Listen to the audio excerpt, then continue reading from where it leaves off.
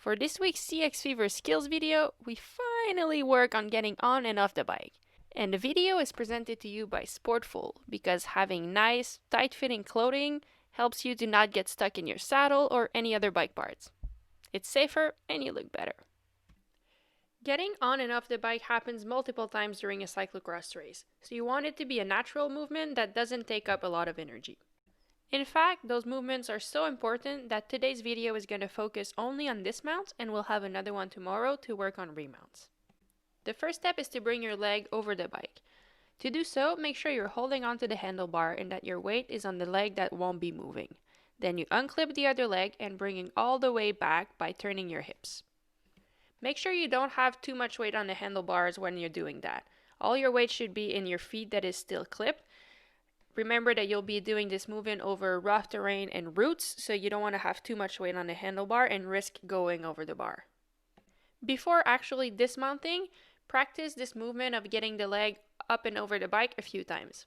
Once you're comfortable getting the leg up and over the bike, we'll get to scooting. I don't know if it's a real word, but I'm sure you know what I mean. So we get the leg over the bike, and then in that position, we scoot, scoot, scoot. And the goal of that exercise is to be able to control the bike from that position. The trick here is to lean the saddle on your hip to make sure you're very stable. Now we're finally ready to step off the bike and do a real dismount. You might have heard debates of people doing a step-through technique or just a normal step-off.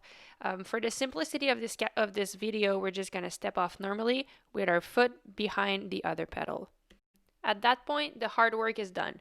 Once your leg is up and over, you just make sure you're stable and you unclip to get on the ground. Make sure you start slowly and then increase the speed if you feel more comfortable. Finally, to be even more efficient and ready to get over the barriers, we're going to learn to dismount with our hand on the top tube. It starts exactly the same way. So you have your hands on the handlebar and you put your leg all up and over the bike.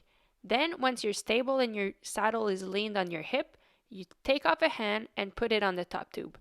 And then you step off with one hand on the handlebar and the other hand on the top tube. For this technique to be efficient, you really have to make sure that your saddle is leaned against your hip to make sure that you're super stable. This technique is way more efficient because as soon as your feet touch the ground, your bike is already in the air and ready to get over the barriers.